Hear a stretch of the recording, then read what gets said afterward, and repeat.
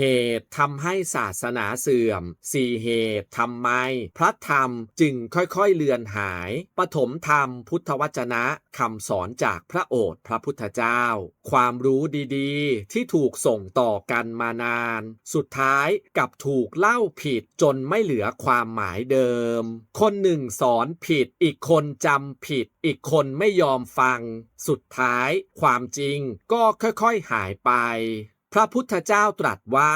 มีเพียง4สิ่งนี้เท่านั้นครับที่ทำให้พระสัทธรรมค่อยๆเลอะเลือนจนเสื่อมสูญไปจากโลกภิกษุทั้งหลายมูลเหตุ4ประการเหล่านี้ที่ทำให้พระสัทธรรมเลอะเลือนจนเสื่อมสูญไป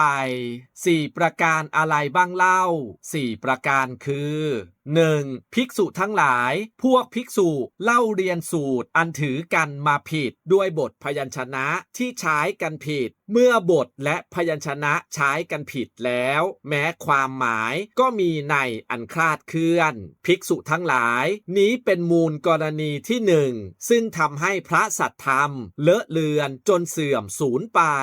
ข้อที่1ครับเมื่อเรียนผิดจำผิดหรือถ่ายทอดคำสอนที่ผิดไปจากเดิมความหมายที่แท้จริงก็คลาดเคลื่อนและเป็นเหตุให้พระสัทธรรมค่อยๆเลอะเลือนจนเสื่อมสูญไป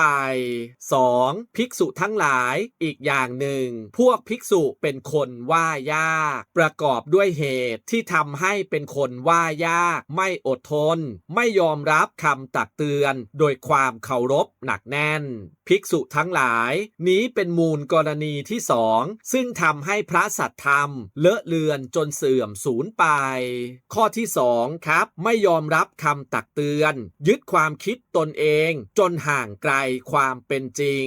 เมื่อไม่ยอมรับฟังคำเตือนความเข้าใจผิดก็เติบโตขึ้นเรื่อยๆ 3. ภิกษุทั้งหลายอีกอย่างหนึ่งพวกภิกษุเหล่าใดเป็นพหุสูตรคล่องแคล่วในพระพุทธวจนะทรงธรรมทรงวินัยทรงมาติกาแม่บทภิกษุเหล่านั้นไม่ได้เอาใจใส่บอกสอนใจความแห่งสูตรทั้งหลายแก่คนอื่นๆเมื่อท่านเหล่านั้นล่วงลับไปสูตรทั้งหลายก็เลยขาดผู้เป็นมูลรากอาจารย์ไม่มีที่อาศัยสืบไปภิกษุทั้งหลายนี้เป็นมูลกรณีที่3ซึ่งทำให้พระสัทธรรมเลอะเลือนจนเสื่อมสูญไปข้อที่3ครับเมื่อคนรู้จริงไม่ถ่ายทอดความรู้ต่อความรู้ที่ถูกต้องก็อาจสูญหายไปพร้อมกับผู้รู้พระสัทธรรมเสื่อมได้เมื่อผู้รู้ไม่สอนผู้เรียนไม่มีครูสืบต่อ 4. ภิกษุทั้งหลายอีกอย่างหนึ่งพวกภิกษุชั้นเถระทำการสะสมบริขารประพฤติย่อหย่อนในไตรสิกขามีจิตต่ำด้วยอำนาจแห่งนิวรณ์ไม่เหลียวแล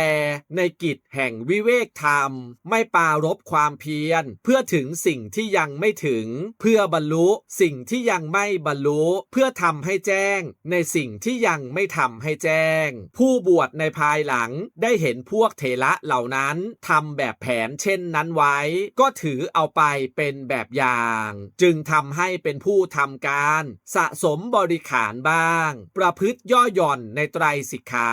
มีจิตต่ำด้วยอำนาจแห่งนิวรณ์ไม่เหลียวแลในกิจแห่งวิเวกธรรมไม่ปรารภความเพียรเพื่อถึงสิ่งที่ยังไม่ถึงเพื่อบรรลุสิ่งที่ยังไม่บรรลุเพื่อทำให้แจ้งสิ่งที่ยังไม่ทำให้แจ้งตามการสืบไปภิกษุทั้งหลายนี้เป็นมูลกรณีที่4ซึ่งทำให้พระสัทธรรมเลอะเลือนจนเสื่อมสูญไปข้อที่4ครับเมื่อผู้นำย่อหย่อนในการปฏิบัติคนรุ่นหลังก็มักทำตามจนความเพียรและธรรมะที่ถูกต้องค่อยๆเสื่อมลงความเสื่อมเริ่มต้นได้เมื่อคนรุ่นหลังเรียนแบบอย่างที่ผิดภิกษุทั้งหลายมูลเหตุ4ประการเหล่านี้แลที่ทำให้พระสัทธรรมเลอะเลือนจนเสื่อมสูญไป